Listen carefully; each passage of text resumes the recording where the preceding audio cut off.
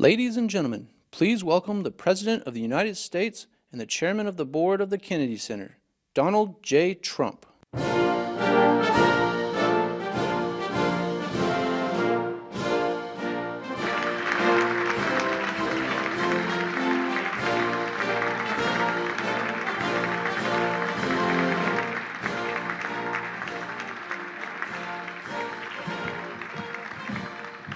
Thank you very much. This is a very exciting project. We're going to do something that will go rapidly, relatively inexpensively, and will make it better than it ever was, frankly. It'll be something that people are going to be very proud of. Along with, in the bigger picture, a place called Washington, D.C.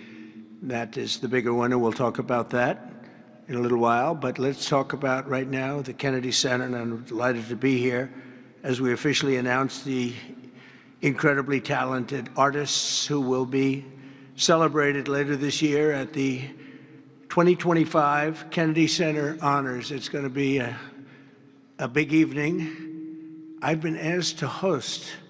I said, I'm the President of the United States. Are you fools asking me to do that?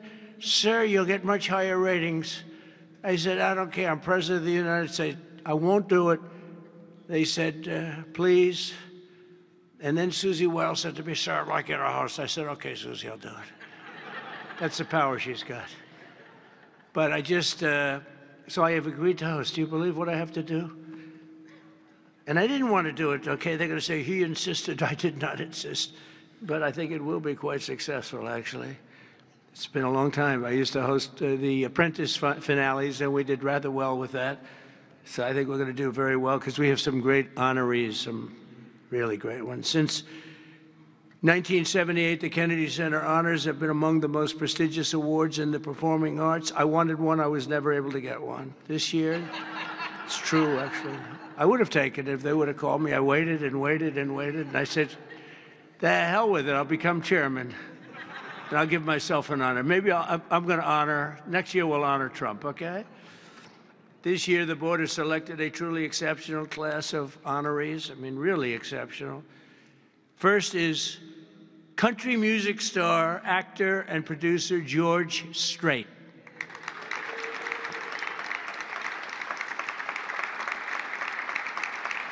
Great. Over an extraordinary 4-decade career, George has sold more than 120 million records worldwide, amassed 60 #1 hits, wow, and produced 33 platinum certified albums, more than any other living American. That is amazing. He's believed by millions of people to just be as good as you can get, and he's beloved by hundreds of millions of people all over the world. He's really something, and they call him the king of country, and we know him very well, George Strait. Okay, please. Oh, it looks nice. You're a good-looking guy. I hope he still looks like that. Second is actor, singer, philanthropist, and star of the Broadway stage. One of my favorite talents. I think he's one of the greatest talents I've ever actually seen. I've always said, and just so we don't get in trouble, I'll say among the greatest artists in the world are the Broadway London actors back and forth. That's all they want to do is they want to do Broadway and they want to do London.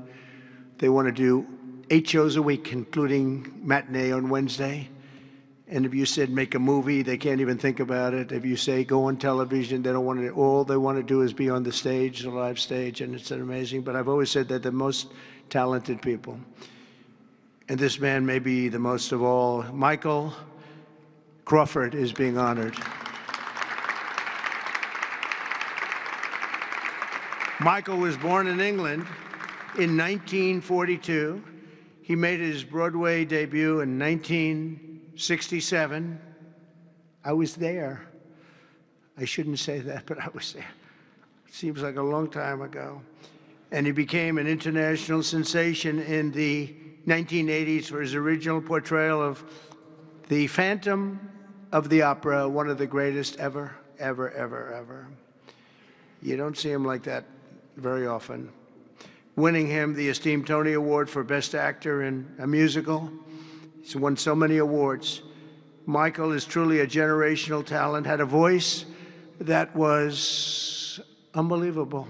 It was unbelievable. There's never, I don't know, it's, Luciano Pavarotti had a very different voice. The power was incredible, magnificent. Michael had a different kind of a voice. These are just unbelievable talents.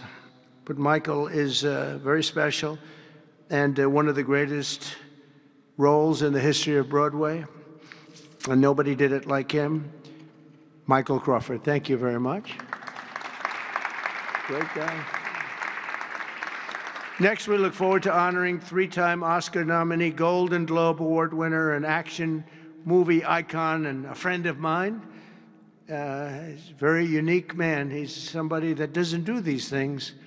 I said, I wonder if he'll accept, because some people don't really want to be honored. They don't care.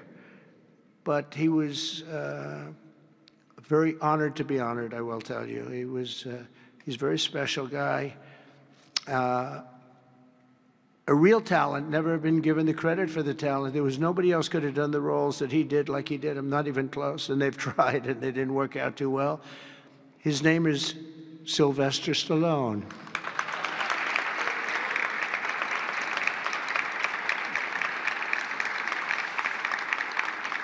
So it's very few, almost, if any, people that could have taken a name and made it so incredible, like Rocky, Rambo, Creed, and others. But think of it, Rocky, Rambo, if you did one, you're good.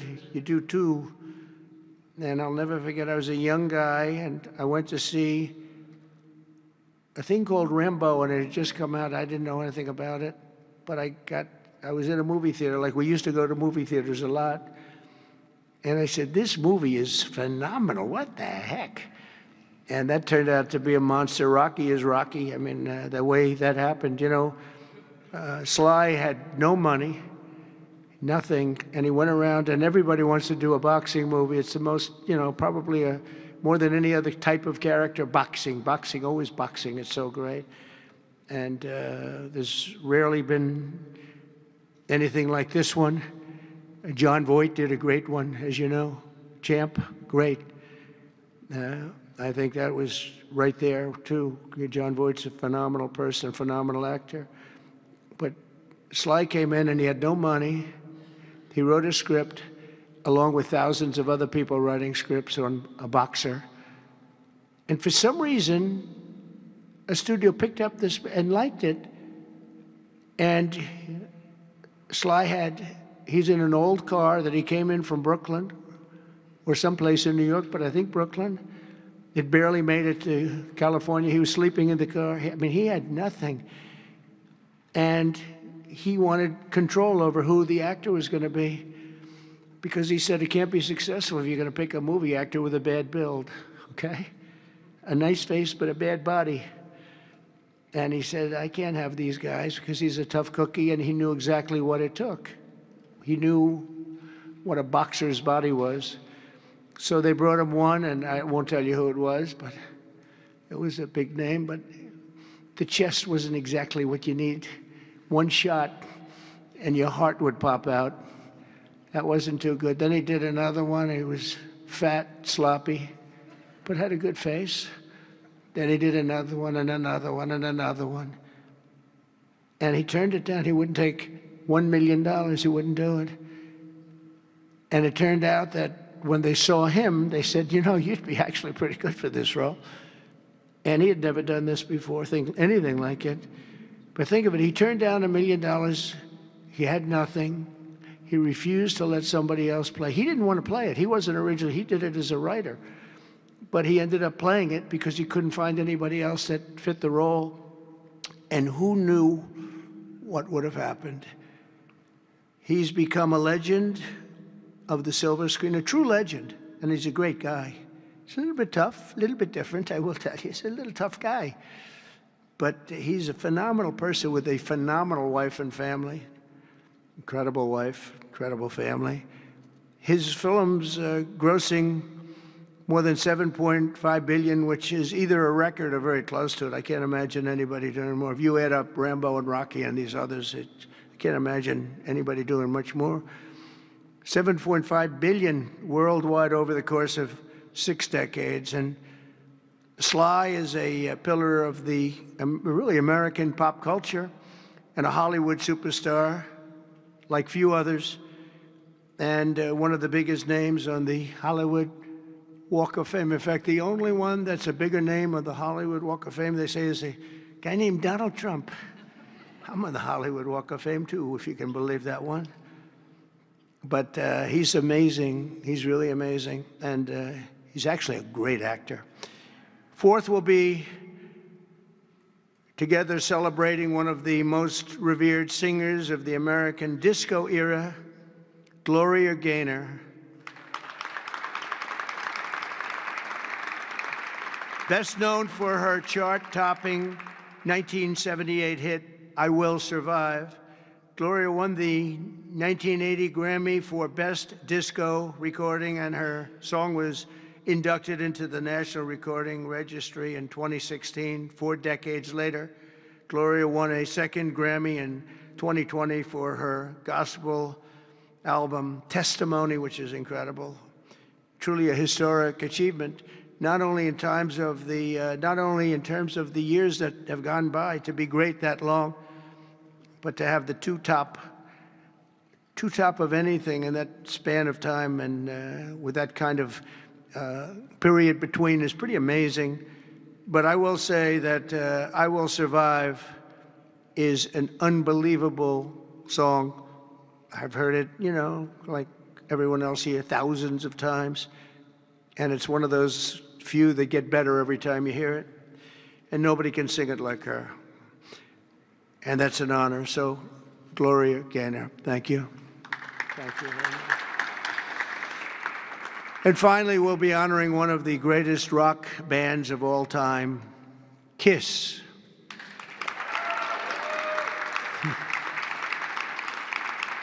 So Kiss was formed in 1973 in New York City by founding band members, and incredible people, by the way, Paul Stanley, Gene Simmons, Ace Frehley, and Peter Criss. Kiss became a global phenomenon, sold more than 100 million records worldwide, and produced 30 gold albums and lots of other things they produced. They made a fortune. And they're great people, and they deserve it, and they work hard, and they're still working hard, and it's an honor to present Kiss. Thank you very much. Got it? Yeah. Thank you. And they're going to do something very special. Kiss is going to be here on a little bit before the show. I think they're going to do something very special. We're going to have a good time. The 48th Kennedy Center honorees are outstanding people, a standing group, incredible. We can't wait to celebrate the Kennedy Center honors. It'll be in December. It'll be on CBS. In a few short months since I became chairman of the board, the Kennedy Center, we have completely reversed the decline of this cherished national institution. It was being run down. Money wasn't being spent properly. They were building things they shouldn't have built that nobody wanted, instead of taking care of the great gem that it is. You look at the marble, look at the quality of the marble, and the things that, with a little fix-up and a little work, we can make it unbelievable. These columns, when you see them the next time, they'll be magnificent. I mean, we have some great plans for this. The bones are so good. The bones of a building, if you don't have the bones, you might as well forget it. I'm working on another building, a thing called the White House. We're fixing it up so beautifully. It needed it.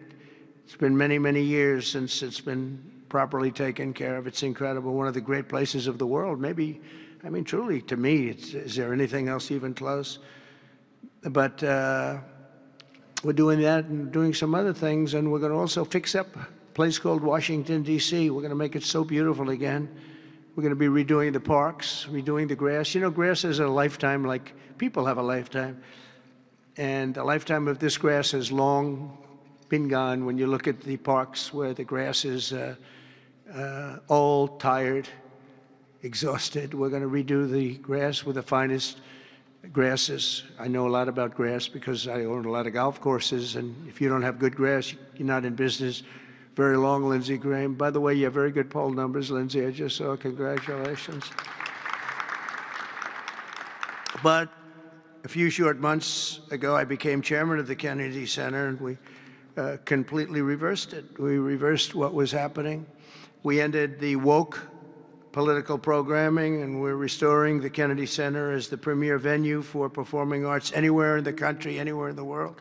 This has the potential to be anywhere in the world. We're going to make it something that people can't even believe. We have some unbelievable plans, and ultimately, it's about the talent you get. Though, you can have a beautiful building. You can have nice marble walls. You can have nicely done columns, as I was saying. But if you don't have the talent on the stage, and we're going to get the best talent in the world. To that end, the world-renowned musical Les Mis had a phenomenal 5-week sold-out run this summer. It beat projected revenues by 35%, and we've raised over $10 million in private funds from a lot of generous donors, and we closed the $26 million budget shortfall that they had before we got here.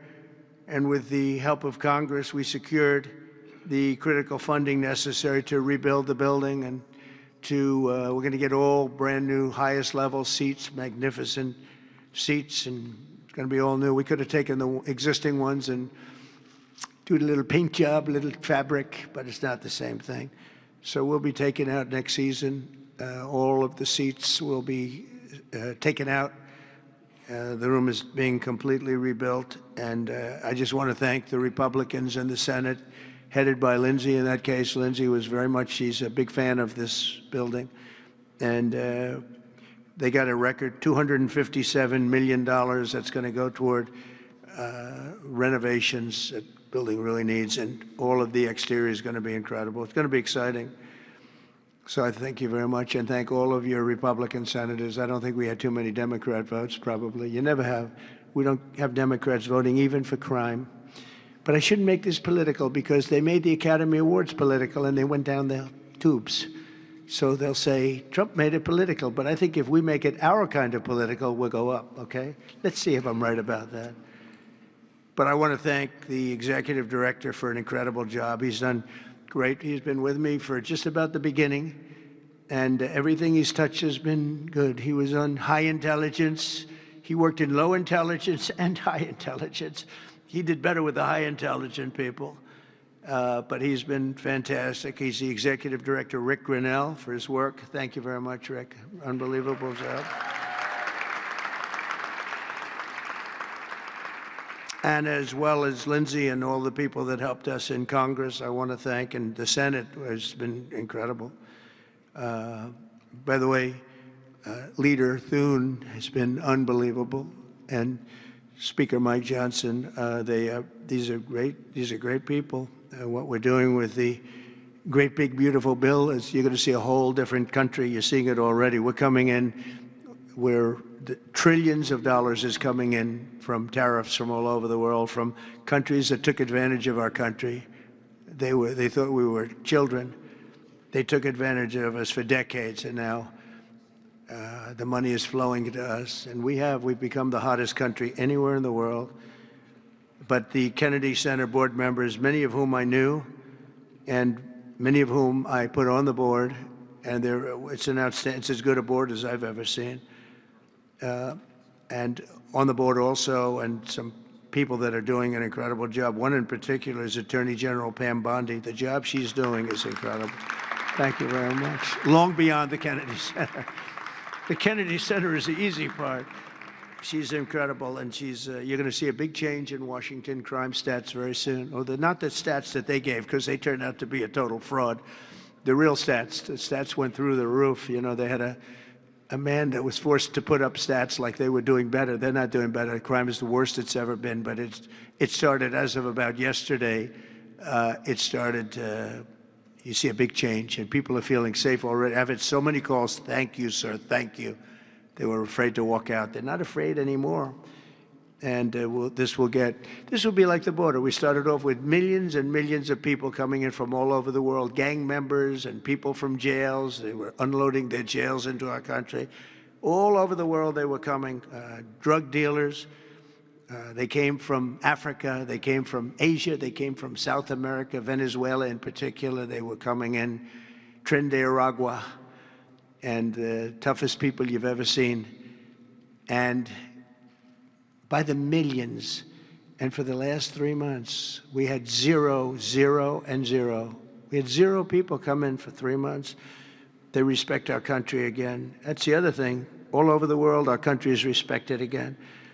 So I also want to thank the Chief of Staff, Susie Wiles, who's fantastic. She's done an incredible job.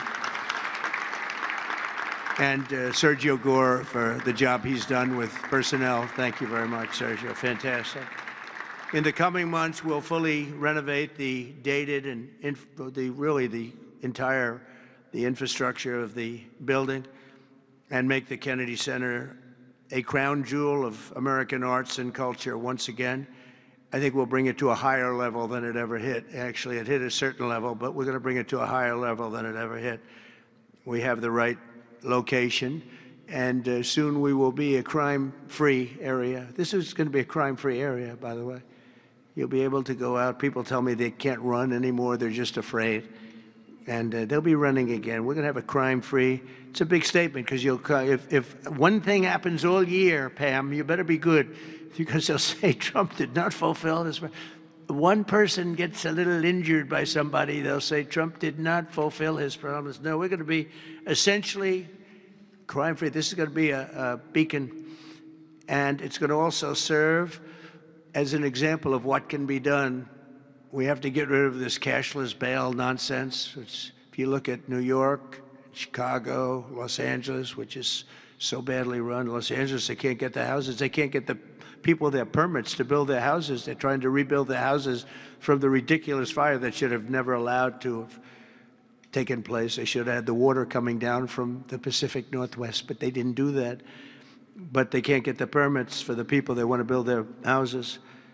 But I want to thank Lee Zeldin, because the federal government has gotten all of their permits, which are much more difficult permits, actually, and had them literally within 30 days after the fire. Everybody had their permit. But you don't have the city and state permits. They got to get going. The governor and the mayor have to get going. It will just be a matter of time that we're going to do something that's going to be incredible. We're going to use the Kennedy Center as a big focus of it, and that's the 250th anniversary celebration that we're having. So it's 250 years. So we have the Olympics, we have the World Cup, and we have the 250th anniversary celebration, all in this administration, and it's an honor that we were able to not be allowed to do what we were illegally and what we were supposed to do, and that was we had a great election in 2020. We won the election by a lot, but it was a rigged election, and we had to wait 4 years, and we waited 4 years, and it's interesting because I got the Olympics and I got the World Cup. I can't claim that I got the 250th. That one's a big one, but I happen to be here. But I got the Olympics, I got the World Cup, and I said the shame of it is that I'm not going to be president when it happens. And lo and behold, look what happens.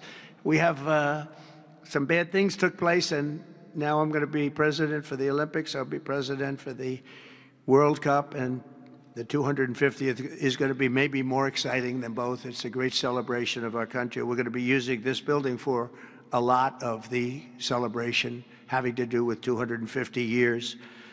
But as I said earlier, I'm determined to make Washington, D.C. safe, clean, and beautiful again. It's going to take place very rapidly. Be prepared. And a big part of that's going to include the Kennedy Center. So thank you very much. And I want to thank everybody for helping us. This is mostly the group right here. They're young, they're smart, they're ambitious, they want my job. Someday one of them will probably have it.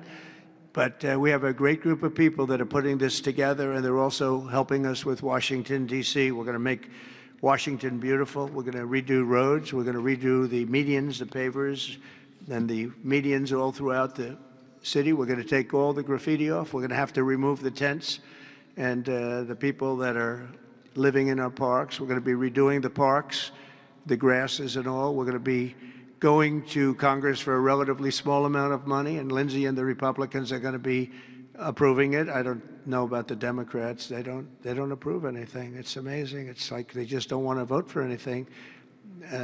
They've got the yips. You know, in golf they say the yips.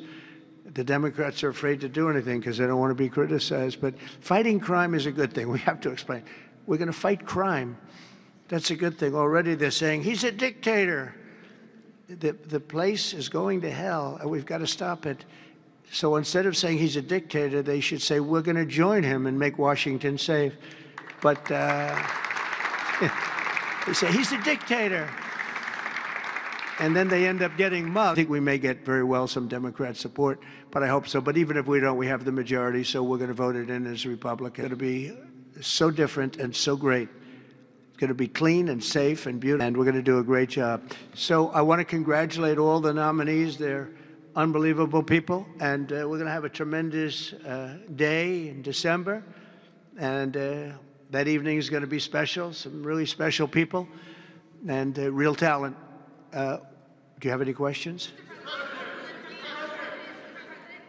Yes, please. Hi, sir. There's new reporting that the Russians have hacked into some computer systems that manage U.S. federal court documents. I wonder if you've seen this reporting and if you plan to bring it up with Putin when you see him later in the week. I guess I could. Are you surprised? You know, are you surprised? They hack in. That's what they do. They're good at it. We're good at it. We're actually better at it. But no, I have heard about it. I have heard about it. Please. Thank you, Mr. President. You mentioned congressional Democrats. You have not yet met with Democratic leadership, but there's a funding deadline at the end of September. Do you plan to meet with Leader Schumer and Leader Jeffries to discuss that situation? Well, I will, I guess, but it's almost a waste of time to meet because they never approve anything. If we want money to fight crime, if we want money to do only good things, just good things. Let's not even talk about controversial. They don't want to meet about anything. They really are. They're stuck. They don't know what to do. They have probably more, I would say more than half are sane, but they are led by insane people. And the kind of things that they're pushing are not something. We have a communist running for the mayor of New York, and I wish him well. I may have to deal with him. I mean, it's not even conceivable. It's not even conceivable that could happen. And maybe he won't win, but he won the primaries by quite a bit. You know, shockingly, he won the primaries. So, and you see some of the people supporting him that truly don't believe what he's espousing. So, I mean, we will meet, but nothing's going to come out of the meeting. But here's the advantage we have is that we just passed a great big beautiful bill that had all the biggest tax cuts in history. No tax on tips, no tax on Social Security. Think of it. Think of that for the seniors. No tax on overtime. And all sorts of things. You go out, buy a car, you can deduct the interest payment. If you borrow money, you can deduct the interest payment from your taxes. So many things, but the biggest thing is from a business standpoint, deductions. You know, that was tremendous. It's going to, our country is roaring. Our businesses are, you're going to see some numbers in 12 months when these factories are open. You know, we're opening up factories all over the world, all over the country, but that's all spreading to, I think we're spreading the wealth all over the world, if you want to know the truth. But we're opening them in this country at a level that we've never seen before. We've never seen. So they just don't want to prove anything. They just, we meet with them and they say, as Nancy Reagan said, just say no. They go, oh, just say no. They're afraid to approve anything. If we say, we want to stop crime in this country, or as an example, bail, we want to make it so that people, if they murder somebody, they're in jail. They don't get out on no bail. They say, we don't want that. We want people to murder somebody and they immediately are released and they go out and murder somebody else. It's a big problem, a tremendous problem. By the way, we're going to go for statutes in D.C. and then ultimately for the rest of the country where that's not going to be allowed. Because it was when they did the cashless bail thing that the numbers really started going up.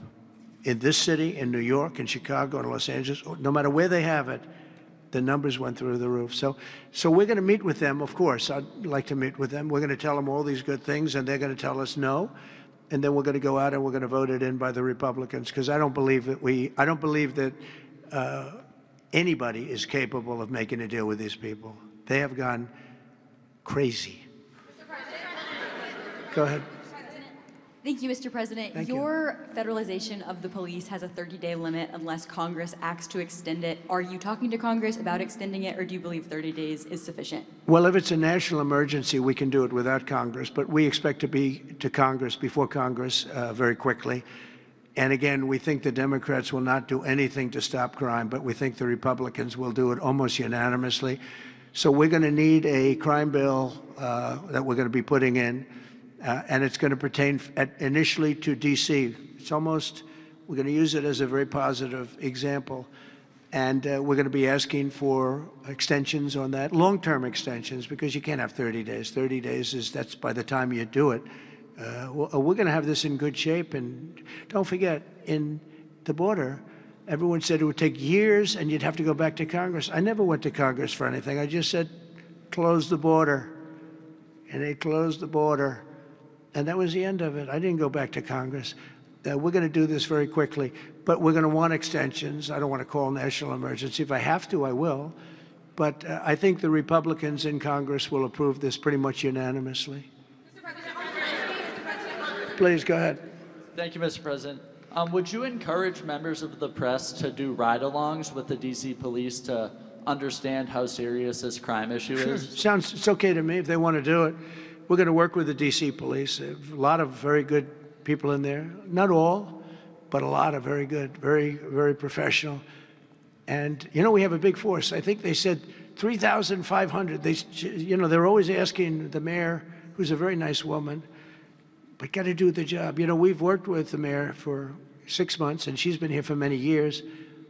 And the numbers are worse than they ever are. Don't let anyone tell you they're not. And the whole statistical charts that they made, the whole thing is a rigged deal. They got rid of the guy because he didn't want to do the numbers the way they wanted to, and they put their own numbers out. They said it's the best in 20 years. No, it's the worst in 20 years. But we're going to be very open about what we're doing. So if the media wants to ride with police, if they want to do it, if they feel it's safe, that would be okay. Yeah, please, go ahead. Sir, with President Zelensky. Thank you, Mr. President. Mary Margaret with Daily Wire. 2 questions on D.C., if that's okay. How do you feel about Mayor Bowser's level of cooperation and her choosing to advocate for D.C. statehood right now? And well, the statehood, let me do that one first. Statehood is ridiculous. We want to straighten the place out. Statehood's ridiculous. It's unacceptable. It's the Democrats want it because the Democrats have, about 95% in this little area. Even I didn't get it very much. They want that. They want to pick up 2 senators, and it's not going to happen. It's not going to happen. And that's the least of the reasons why, by the way, but that's one of the reasons why. What we want to do is make Washington, D.C., the greatest, most beautiful, safest capital anywhere in the world, and that's going to happen. I mentioned the word bones before. The bones here, we have the greatest bones. When you look at that Supreme Court building, I think it's one of the most beautiful buildings. When you look at some of the buildings here, it's so magnificent, and everything's good, but it's just dirty and not properly maintained. It's not taken care of.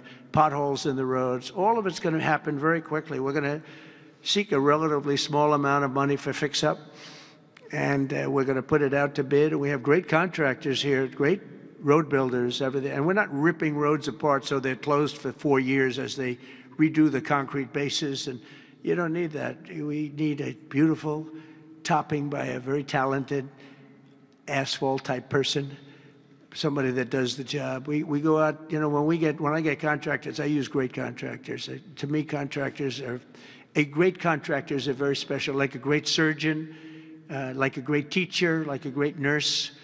A great contractor is very important. We'll only use the best. And when you put a coat of asphalt on that top, 2 inches of asphalt, 3 inches of asphalt, it looks brand new. You take all the garbage off. They reseed it, as we call it, or different names, but they take the bad stuff off and they put the good stuff down. It takes not a long period of time. A matter of a few days, you'll have a beautiful, magnificent road. You fix up the curbs. You get rid of the medians in this town are just horrible. You know, you're riding around, I think to myself, leaders come from foreign countries. You see, with leaders all the time, different leaders. They came in from India recently and from everywhere. They came in from a war that we just ended, Azerbaijan, and you know that, and Armenia. We just ended the war. The two leaders came in. One of them said, my country looks better. The roads are better than, you know, we were talking about. I said, what do you think? He said, well, the roads are better in Armenia than they are in Washington, D.C. It's embarrassing. And I was asked at the last press conference, they said to me, how important is it? You're doing world peace. We're going to on Friday to Alaska, meeting with President Putin, Russia. How important it is that the capital is important? I said, very, very important. I told my father, said to me, when you see a restaurant and you want to go and you want to have dinner, and then you go up to the front door and it's dirty, turn around and go back because the kitchen's dirty. It's the same thing with the capital of the United States of America. If it's dirty and unsafe, it sets a bad tone for the rest of the world. So we're not going to do that. We're going to have this capital fixed up, safe, clean, and beautiful in a very short period of time. Go ahead, please. In the back? Yeah, please. Yes, Mr. President, how were your calls this morning with European leaders, and was it your call not to invite President Zelensky to your meeting with Putin? No, just the opposite. No. We had a very good call. He was on the call. President Zelensky was on the call. I would rate it a 10, you know, very, very friendly. I know the leaders because I was at NATO, as you know. I took it from 2% to 5%, 2% that wasn't paid, 5% that is paid, which is trillions of dollars in defense capability. No, it was always going to be, I was going to meet with President Putin, and then after that, I'm going to call the leaders and President Zelensky. I'm going to call President Zelensky, and then I'll call, probably in that order, the leaders. There's a very good chance that we're going to have a second meeting, which will be more productive than the first, because the first is I'm going to find out where we are and what we're doing. Again, this is Biden's war. This isn't my war. He got us into this thing, and it should have never happened. This war would have never happened if I were president. But it is what it is, and I'm here to fix it, and I'm here to stop 6,000, 7,000 people last week. 7,213 people last week were killed, mostly soldiers. But missiles being lobbed into towns don't exactly help either, but mostly soldiers. And Ukrainian and Russian, they're not American soldiers, but you know, if we can save a lot of lives, it would be a great thing. I've stopped 5 wars in the last 6 months. And on top of that, we wiped out the nuclear capability of Iran, obliterated it. It's turned out to be a correct word, by the way, because you know some of the press said, well, maybe it wasn't obliteration. It was obliteration. And we're going to meet with, I would say, the second meeting. If the first one goes okay, we'll have a quick second one. I would like to do it almost immediately. And we'll have a quick second meeting between President Putin and President Zelensky and myself, if they'd like to have me there. And that would be a meeting where maybe it could be absolutely work. But the first meeting will not work that out. Certain great things can be gained in the first. It's going to be a very important meeting. But it's setting the table for the second meeting. I think the second meeting, if the second meeting takes place, now there may be no second meeting, because if I feel that it's not appropriate to have it because I didn't get the answers that we have to have, then we're not going to have a second meeting. Thank you, sir. Thank you, sir. I didn't ask you. Go ahead, please, address. I just wanted to ask you, thank you, Mr. President. How involved were you in the selection process of these honorees? I would say I was about 98% involved. No, they all went through me. They came over, Rick and Sergio and everybody. They said, I turned down plenty. They were too woke. I had a couple of wokesters. No, we have great people. This is very different than it used to be. Very different. These are great people, and they're not. I don't have any idea the Republican, because I want people that the Kennedy Center has everything. Look at the Academy Awards. It gets lousy ratings now. It's all woke. All they do is talk about how much they hate Trump.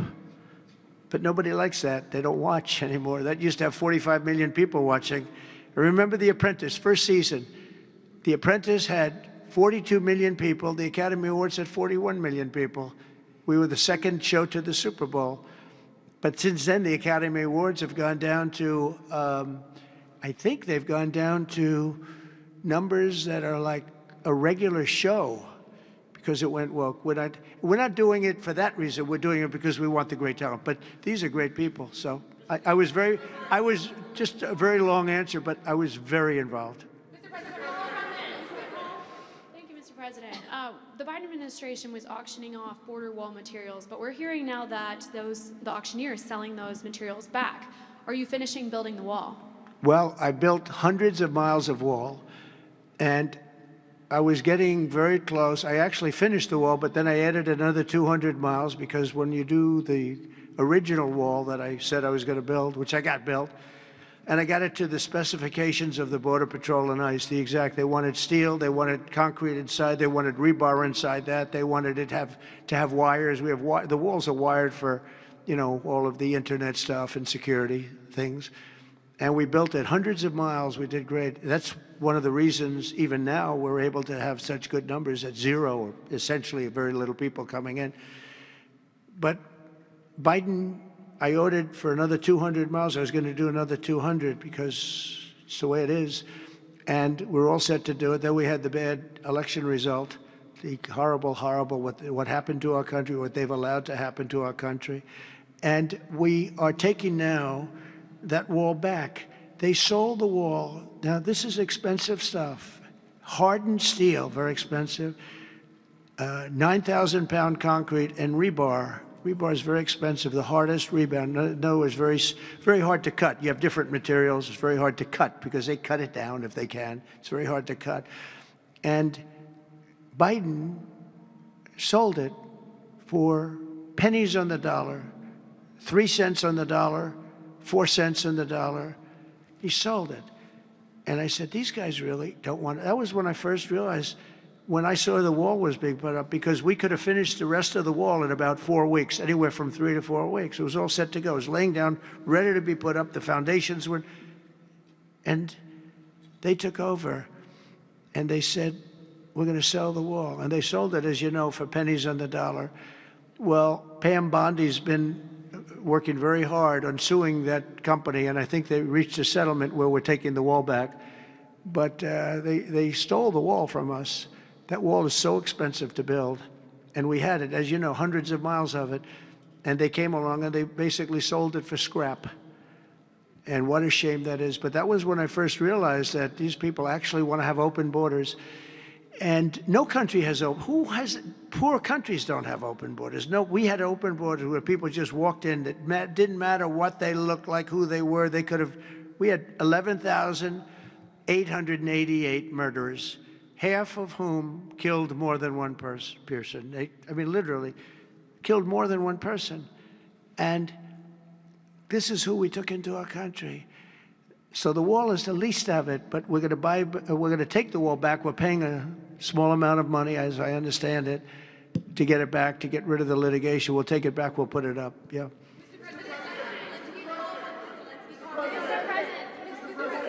Go ahead in the back, please. Stay right there. I want to take it back to the Kennedy Center, if I can, just for a second, Mr. President. Sure. From what I understand, the Les Mis show exceeded everyone's expectations. Attendance, revenue, across the board. Great. Do you anticipate future shows to basically do the same? I like that guy. Now, that's called a question, okay? And he's a great reporter, actually. Thank you very much. I appreciate it. Yeah, it did great. Les Mis did great, broke records, and was sold out and beautiful. And we anticipate a lot of that happening. There's a thirst for it. And especially when the crime is knocked out. You know, when we knock out crime, some people probably stay away from places like restaurants and other things. It ruins your whole fabric. It ruins your country. And when somebody thinks they have about a 25% chance of getting mugged, they say, let's not go to restaurants tonight. We're going to make it so that they have no chance of getting mugged. And it's going to happen soon. And yeah, we think we're going to have a lot of very successful evenings here. Please. Will Russia face any consequences if Vladimir Putin does not agree to stop the war after your meeting on Friday? Yes, they will. Yeah. What will the consequences there will be be? consequences. Sanctions, tariffs? There will be, I don't have to say, there will be very severe consequences, yes. Yeah, please. Can I ask you a question about the Fed? Right next to you, please, yeah. About the Federal Reserve. Oh, Federal Reserve, my favorite. Posted Too yesterday late. that you're He's too late. You're considering suing Jay Powell. Can you update us on your thinking about that and tell us where you are in your search for a new chair? Well, he took a building that could have been painted and fixed, like we're going to fix this building for very little money. And that was in better shape. He took a building and what they did to that building, they built a basement under the building. It didn't have a basement. This is simple to understand. The building is right next to a thing called the Potomac River, the beautiful Potomac River. That means lots of water. And the water is right under the building. And they decide to build a basement under the building in the Potomac River. So in order to do that, you need the biggest pumps that God ever created.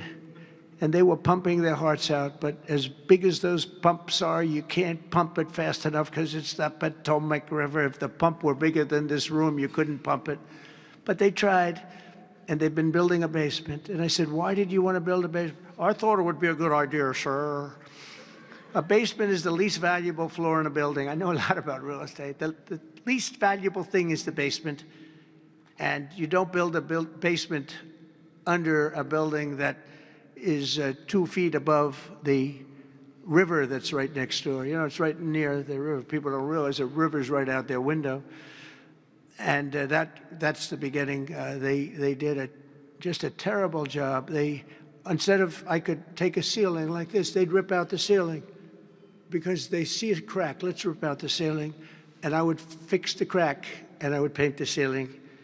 And under the ceiling, they put the most incredible protective material. They go out by 3/4 inch, brand new, gorgeous 3/4 inch plywood and sheetrock, hardened sheetrock.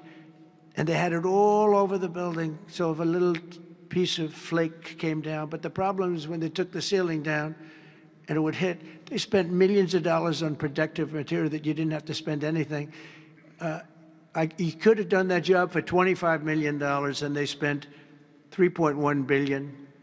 He said 2.7, but it's really 3.1. They just don't want to include one of the buildings in the deal. But it's going to be much more than that. And I think he'll be long gone by the time it finishes because they've got a long way to go. And then I hear they want to hire 3,000 economists. What are they going to do? And he got it all wrong. He's too late. We call him Jerome Too Late Powell. It will live with him forever. I believe that name will live with him forever, along with the name Pocahontas and some of the others. He worked closely with Pocahontas, by the way. She's another beauty. But we have a real problem there. They're way over budget, and they did a job that shouldn't have been done. It was unnecessary to be done. I could have gotten the greatest wallpaper anywhere in the world from the finest stores in the world. I could have fixed up a wall a little bit. It would have taken about 2 hours. And covered it with the most magnificent silk and most magnificent paper for thousands of dollars as opposed to tens of millions of dollars. What a shame it is that they did. But they would take down areas of the building that shouldn't have been taken down. They could have literally been painted, and they didn't do that. So they've got a long way to go. And I think it's just grossly incompetent, but not quite as incompetent as his decision not to do interest rates, take down interest rates, because just like they shouldn't have taken down a ceiling, they should take down interest rates. Every point costs us $360 billion a year. Think of that, $360 billion for 1 point. And we should be down at 1% because we're the leader of the world. We were always the lowest interest rate until like a certain time ago, decade, couple. But we were always, because we were the United States of America. So even if the country was run badly, we were considered like to be super prime. And now he's got us in a bad place. So we're paying $360 billion a year for each point. Now, I believe we should be 3 or 4 points lower. So that's over $1 trillion we pay. Every year, in interest. And it's really just a paper calculation. You sign a document and you save almost $1 trillion because that number equates very much to the bonds that we have to buy. But despite that, we're powering through it, and we have the greatest economy maybe we've ever had. But the housing sector, people aren't able to get good mortgages. They're paying too much because of Jerome Too Late Powell. He's truly incompetent. And we'll be making another, we put a very good man in temporarily in the one spot because one of the people that was appointed by the Democrats left early. And I heard left because that person wanted lower interest rates. And I heard quit, but I have no idea. I'm sure she won't say that. I'll be naming a new chairman sometime within the next, I think I'll name it a little bit early, the new chairman. I'm down to 3 or 4 names, all good, all great. The problem is you name them and then they turn out to be not good. That's happened to me a couple of times. You name somebody, they tell you everything you want to hear, and then they go in and they turn out to be not good. I mean, he told me everything that I thought was appropriate. He turned out to be a stiff, you know, real stiff. But other than that, I think he's doing a very good job, yes? Okay, maybe 1 or 2 more. 1 or 2 more. Yes, sir, please. Go ahead. Go ahead. Mr. He looks President. like Scott Bessent. Are you the Treasury Secretary? You don't want me for Treasury. I don't know. I don't know. You look like you could do a good job. Go ahead. I keep my family budget okay. Sir, when you meet with Vladimir Putin Friday in Alaska, yeah, do you believe you can convince him to stop targeting civilians in Ukraine? Well, I'll tell you what. I've had that conversation with him. I've had a lot of good conversations with him. Then I go home and I see that a rocket hit a nursing home or a rocket hit an apartment building and people are laying dead in the street. So I guess the answer to that is no, because I've had this conversation. I want to end the war. It's Biden's war, but I want to end it. I'll be very proud to end this war along with the 5 other wars I ended. But I guess the answer to that is probably no, because I would have had a good conversation with Vladimir. I knew him very well. I got along with him great, actually. We had the Russia. I had to go through the Russia hoax, and it was actually it was a strain on the relationship. I actually told him. I said, you know, they got this phony investigation going on, Russia, totally phony, created by Adam Schiff, Shifty Schiff, and Hillary Clinton and the whole group of them. And it made it very dangerous for our country because I was unable to really deal with Russia the way we should have been. I'm looking at Pam because I hope something's going to be done about it. These people put our country at great danger. And Adam Schiff, it was all made up. It was a hoax. The Mueller report came out. They all hated me. They had 18 Trump haters. And they said I did nothing wrong. They couldn't believe, they couldn't find anything. After years of investigation, it was all a hoax. It was a hoax created by the Democrats, but in particular Schiff and Crooked Hillary, the whole group. And now we've learned all the stuff that's come out over the last 2 months is incredible through intelligence. And hopefully something's going to happen with it. These are people that put our country in danger, in real danger. I want to thank you all very much. Thank you very much. Thank you.